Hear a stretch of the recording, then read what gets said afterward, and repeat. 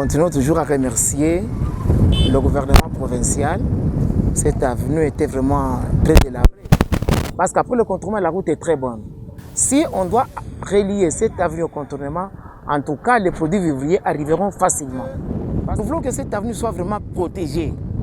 Or, avec toujours les eaux de Sédem qui proviennent de la route de l'avenue qui vient vers la prison centrale et le prolongement de l'avenue bien est prolongé.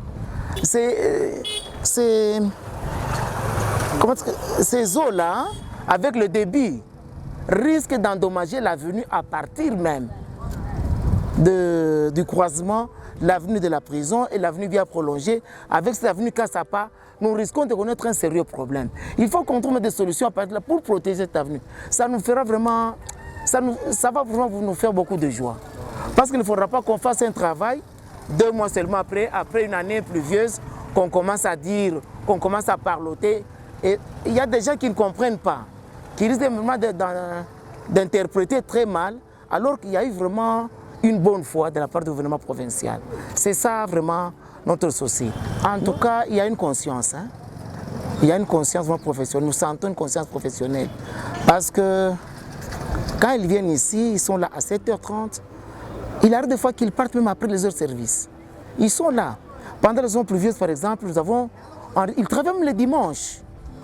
Vous voyez, ça c'est une conscience professionnelle vraiment. Alors, ils venaient quand il pleuvait.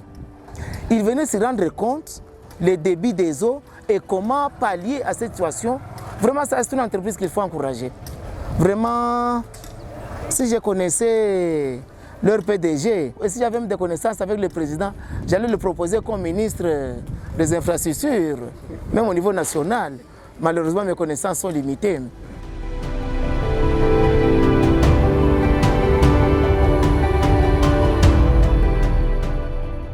Je réponds au nom de l'ingénieur Trésor Djouma. Je suis chef de projet et responsable de l'atelier de la pose bordure. Là, nous sommes à la fin du projet. Donc, comme vous remarquez là, il y a déjà une fouille qui a été tracée. Donc, nos amis, nos collègues topo, ils ont implanté différents points. Et après implantation, on utilise la niveleuse pour faire une fouille mécanique. Après la fouille mécanique, nous procédons à la pose. Merci beaucoup. Moi, c'est Eric Kachala.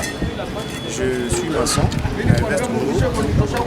En fait, nous sommes en train de poser des bordures. Nous utilisons ces mélanges que vous voyez. C'est le béton à sec. On ne met pas de l'eau dans ce mélange pour que le bordure ne puisse pas s'affaisser. Nous utilisons ces mélanges pour mieux poser des bordures afin qu'il y ait équilibre quand même.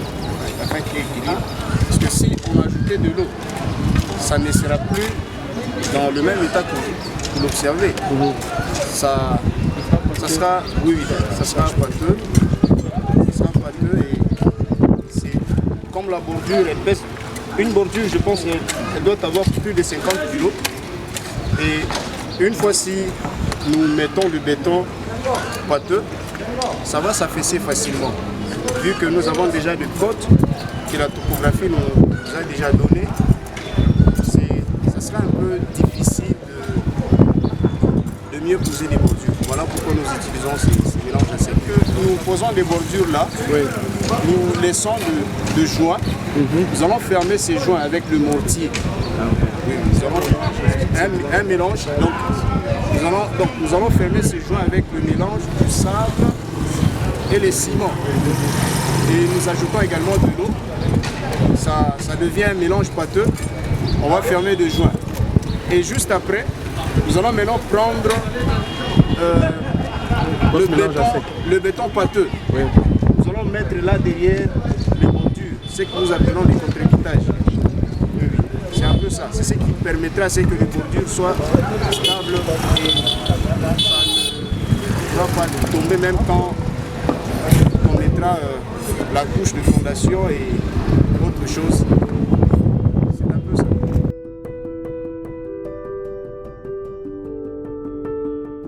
Je m'appelle Rachel Tavele, assistante exécutive de la Direction générale d'Invest Congo. Mon nom est Jovial Kakouji, je suis responsable administrative et communication au sein de la société Invest Congo. Moi, c'est Madame Marie-Claude Bassé-Makazembe, assistante de la direction technique chez Invest Congo. Alors, au fait, mon parcours scolaire, j'ai obtenu mon diplôme d'État en maths physique.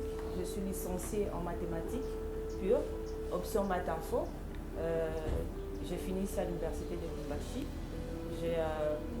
J'ai eu à faire plusieurs parcours, mais pour moi, c'est une première fois d'être dans le BTP. Mais je vous raconterai un peu plus tard. Je laisse mes collègues se présenter. Je vous raconterai après comment je me suis retrouvée ici chez Invest Congo. Mon parcours, j'ai eu mon diplôme en littéraire, latin philo, et j'ai commencé avec du droit à l'université de Lubumbashi. J'ai fait du droit pendant 2 ans, puis après j'ai eu une opportunité au Zimbabwe. Donc je suis allée au Zimbabwe et c'est là que j'ai eu mon diplôme en économie pure. J'ai fait mes études pendant 5 ans et j'ai eu mon diplôme en économie pure, comme je le disais plus tôt. Et après, je suis revenue au Congo et je pense 6-7 mois après, j'ai eu une opportunité chez Invest Congo. Donc je suis venue, j'ai fait mon entretien. J'étais sûre d'avoir le boulot, mais j'ai attendu près d'1 année pour être rappelée après, comme quoi il y a de l'espoir pour ceux qui vivent. Et me voici aujourd'hui chez Invest Congo. J'ai obtenu mon diplôme en commercial informatique et juste après, j'ai fait mon bac en polytechnique. Et là, j'ai juste fait 2 ans. Et juste après, j'ai eu une opportunité en Inde. Je suis allée là et j'ai fait mon ingénierie en électronique et communication. Et après, juste après, je suis revenue au Congo et il fallait que je trouve un job du genre dans le domaine dans lequel je me suis spécialisée. Mais, voilà. Mais malheureusement, je suis venue et j'ai trouvé du travail dans l'administration. Et du coup, j'étais obligée de m'adapter. Honnêtement, je ne savais rien d'administration, donc c'était vraiment compliqué. Au début, là, c'était vraiment difficile. Et je me rappelle même, mon directeur, au tout début, là, il tonnait sur moi. Il disait, non, le travail, ça ne s'apprend pas ici. Alors, j'étais là frustrée. Mais, c'est que sûr, j'étais obligée de donner le meilleur de moi. Donc, c'est vraiment ça.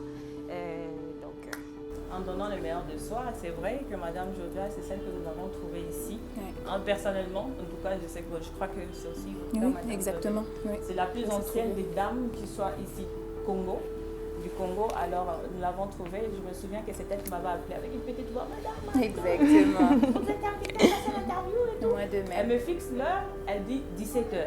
J'ai dit, waouh, 17h? Oui, 17h l'interview. C'était pour moi une première. Je me dis, mais dans toutes les sociétés, on passe l'interview le matin, à midi, mais jamais à 17h, à la fin des heures de service. C'est pour vous faire comprendre qu'en fait, à Invest Congo, le plus important, c'est d'avoir le sens du devoir. Que vous sachiez que ce n'est pas question d'heure, mais c'est question de bien faire les choses. Ça, c'est l'expérience en fait, ce que j'ai retenu. Donc, dans mes précédents, avec tout ce que j'ai à remplir comme tâche avant, j'étais d'abord plus dans le domaine commercial. Et donc ici, j'étais engagée primordialement en tant que chef d'équipe commerciale. Mais c'est fait que dans le BTP, il n'y avait pas de domaine commercial. Ça, c'était une autre filiale de Invest Congo, en fait, du groupe Global Investment. Et donc, j'équipe du commercial pour être assistante de direction technique. Heureusement qu'au Congo, non seulement que nous avons cette facilité, nous Congolais et Congolaises, de s'adapter très rapidement, parce qu'on ne trouve pas toujours le travail dans le domaine le domaine pour lequel nous avons fait des études.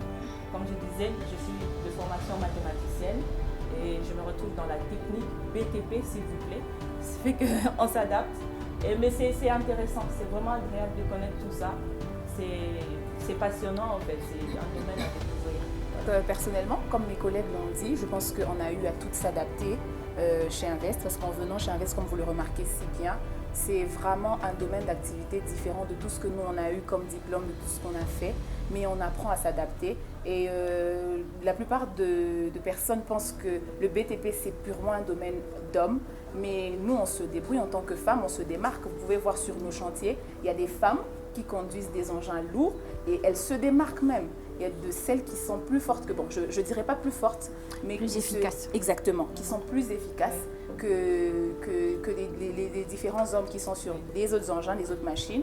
Et donc, ça nous motive aussi. Hein. Mais ce qui est bien, c'est que pour d'autres personnes qui projettent, qui donnent, qui précisent quand ils lancent des offres d'emploi, ils précisent, ils disent que les candidatures féminines sont encouragées, mais ne sont pas toujours prises. C'est la différence ici. Exactement. Quand même, on prône vraiment la candidature féminine. Exactement. Et ce que moi je peux dire, c'est qu'il faut apprendre à oser. Il faut oser. Tous les jours. Moi, personnellement, je me sens valorisée parce que je me retrouve dans un environnement qui était un environnement inconnu.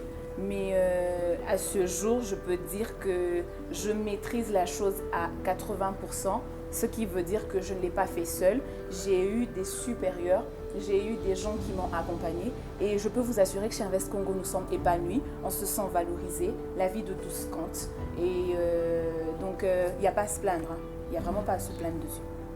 Oui, c'est vrai. Un peu contrairement, j'ai eu à me forger. Il y en a qui ont eu à être encadrés, mais moi je me forge. Je me dis peut-être que c'est parce qu'ils se disent qu'elle est de formation mathématicienne, elle va s'en sortir, ou ils se disent que c'est une dame, elle a un peu plus d'expérience. Ça c'est vrai, parce que j'ai fini aussi les études un peu plus tôt qu'elle. J'ai eu un parcours professionnel un peu plus qu'elle, ce qui fait que à moi, on n'a pas vraiment eu l'occasion de me... On a été un peu plus dur. Plus dur, mais aussi plus confiant. Oui, je suis venue tout à fait naturelle. Ouais, naturelle. J'ai passé mon interview, je ne m'y attendais pas du tout. Pour moi, c'était que je ne serais peut-être pas retenue. Parce que parmi les dames, il y en avait... Ouais, elle était la seule à être retenue. Oui, de toutes les dames qui avaient passé l'interview, j'étais la seule. C'est comme ça que je vous dis qu'en réalité, on prône dans d'autres entreprises, on dit qu'on encourage les gens féminins, mais ils ne les prennent pas toujours. Ici, moi, je peux témoigner cela. Et ma hiérarchie, très souvent, m'oriente, mais facilement, tout de suite, ils trouvent que je peux m'adapter. Et c'est le sens de chaque responsable ici à Invest. Ils font tout de suite confiance et ils apprennent avec autant comment je peux dire, de sens de famille. En fait. Oui. Voilà. Personnellement, dans 5 ans, je me vois à la tête de l'une des filiales du groupe parce que nous sommes un groupe avec beaucoup de filiales et je pense bien qu'on ne va pas s'arrêter là, on va continuer à aller dans d'autres pays, dans d'autres provinces, on va ouvrir autant de filiales que possible. Donc je me vois bien à la tête d'une des filiales, voire même plusieurs, parce que c'est possible. Donc je me vois bien à la tête d'une ou plusieurs des filiales. En parlant de plusieurs, je me vois comme madame, je ne me vois pas, en fait, faire un très long parcours comme madame Florence peut-être pas. Oui. Je me dis aller plus vite. Exactement. Mais atteindre ces responsabilités-là, ce sens de responsabilité comme madame Florence, aller même au-delà, comme pourquoi pas être vice-présidente. Oui.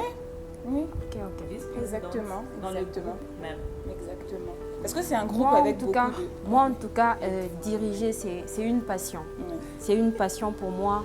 Et je me vois dans 5 ans, dans 2, 3 ans, 4 ans, je me vois à la tête d'une des filiales, coordonner les choses. C'est vrai, honnêtement, je peux dire que il y a quelques réajustements à faire. À mon niveau, consciemment, je le sais. Entre autres finances et toutes ces choses-là. Oui, ce sont des formations, oui, qu'on peut faire pour s'y mettre à niveau. Mais ce qui est sûr, il faut toujours rêver grand. Exactement. Il faut toujours rêver grand et puis il faut toujours oser. Moi, je me dis toujours que ce que Marie-Claude peut faire, je peux le faire. Ce que Rachel peut faire, je peux le faire. Ce que moi, je peux faire, Rachel peut le faire également. Donc, la réussite, le succès, au fait, c'est accessible pour tout le monde. Donc, si vous vous limitez, malheureusement. Ce qui est bien dans ce rêve, c'est que non seulement que je me souviens que le président avait dit, nous sommes un groupe de rêveurs. Quand on nous avait reçus dans le groupe, nous sommes des rêveurs. C'est un groupe de rêveurs qui rendent nos rêves réalité. Ils sont dans plusieurs domaines. Ils visent surtout le développement de l'économie de l'Afrique. C'est-à-dire qu'aucun domaine n'est exclu. On peut être dans le BTP, on peut être dans les constructions. Et même dans l'événementiel. L'événementiel, Oui. c'est déjà lancé. Déjà, On peut, oui. chacun de nous peut Dans les apporter finances. une idée et faire de ça une réalité. Exactement. Ok. Donc nous multiplions l'argent.